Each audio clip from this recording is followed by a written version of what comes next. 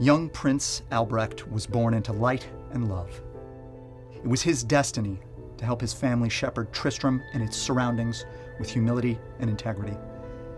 He dreamed of being a great king. Then his father descended into paranoia, his brother rode to unjust war, and his mother was executed by the order of her husband. Albrecht was abducted by the Archbishop Lazarus and made host to one of the greatest evils Sanctuary has ever known. The Albrecht we see today is an inhuman thing, reborn and warped by the power of creation.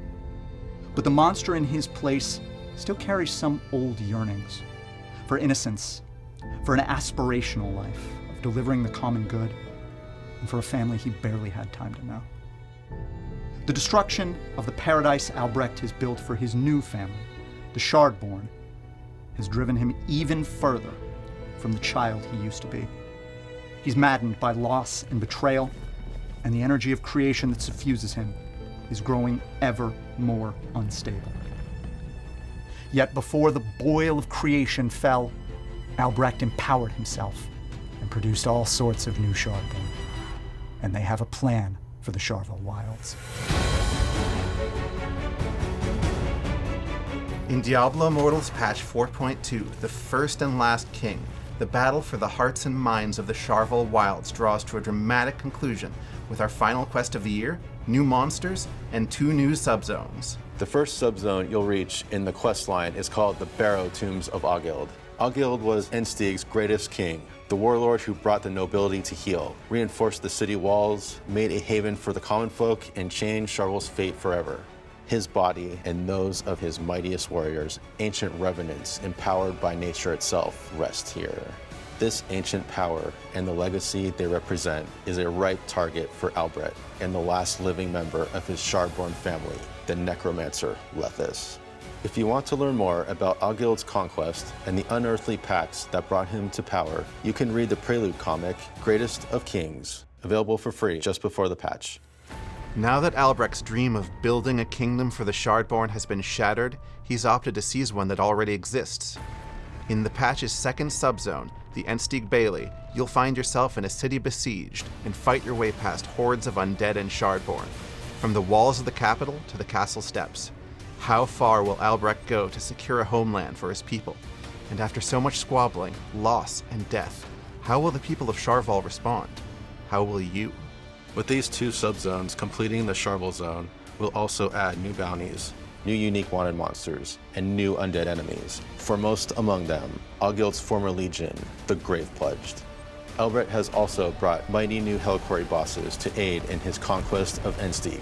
3 mighty Shardborn siege monsters, the Flesh Warped, will carry his troops into battle, shatter enemy fortifications, and crush any and all resistance.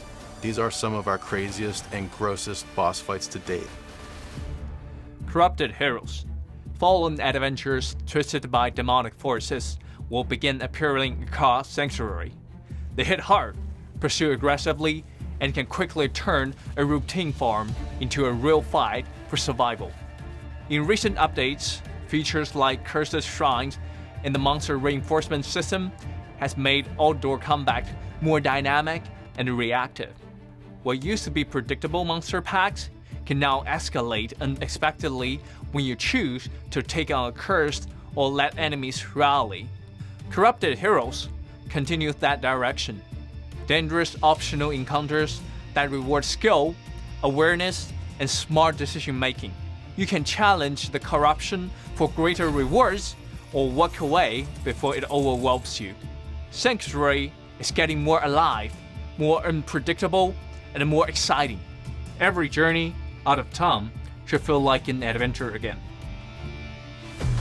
To help you fight back against the minions of hell, we're arming you with all new ancient legendary chess pieces. These will have powerful magic affixes, including class affixes and your ability to choose a class affix when crafting. As part of patch 4.2, the Brumaltine holiday event is coming back to Westmarch with special commemorative rewards.